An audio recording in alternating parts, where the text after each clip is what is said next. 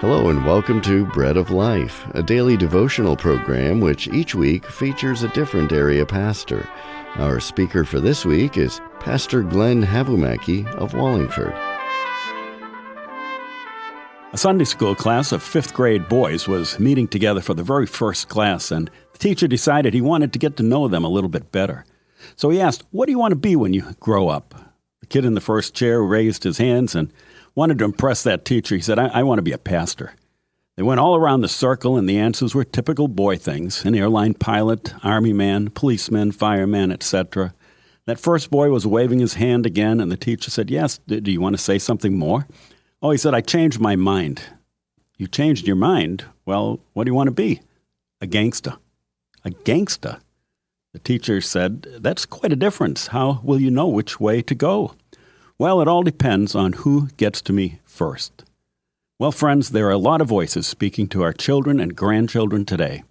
There's a battle raging to take from parents the hearts and the minds of our children, a battle to destroy our families, our marriages, the spiritual lives of our children and grandchildren. My wife Sandy and I are certified ministry partners with the Christian Grandparenting Network in Colorado Springs, Colorado. Why a grandparenting ministry? Well, the scriptures seem to highlight the importance of grandparenting that influences not just this present generation, but 4 or more generations, not only leaving a legacy that's reflected at the end of our life, but a heritage that influences generations to come.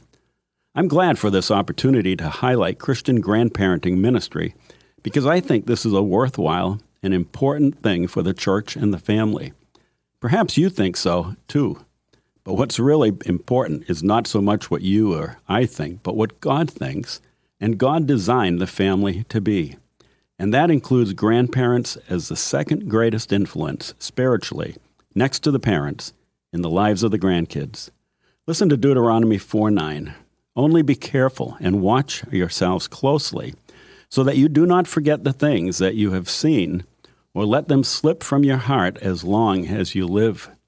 Teach them to your children and to your children after them."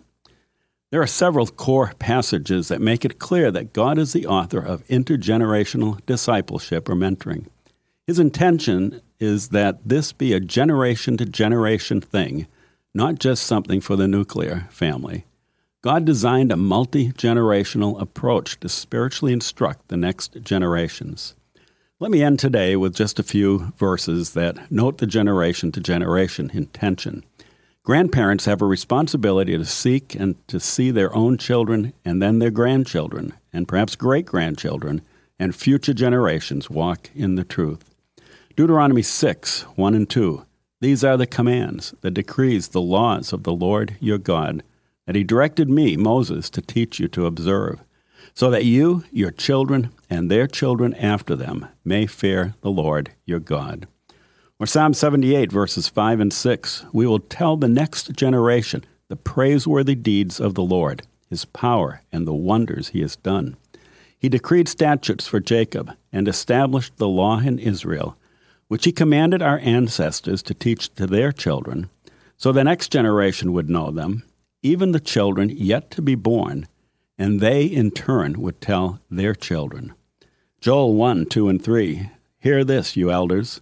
Listen, all who live in the land. Has anything like this ever happened in your days or in the days of your ancestors? Tell it to your children, and let your children tell it to their children, and their children to the next generation." Grandma and Grandpa, are you seeking to build a Christ-centered foundation for coming generations through your adult children and grandchildren?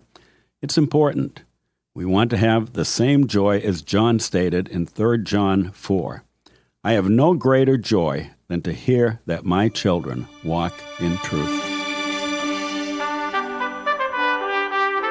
You've been listening to Pastor Glen Havumaki of Wallingford, and this has been Bread of Life, a program to encourage you from God's Word.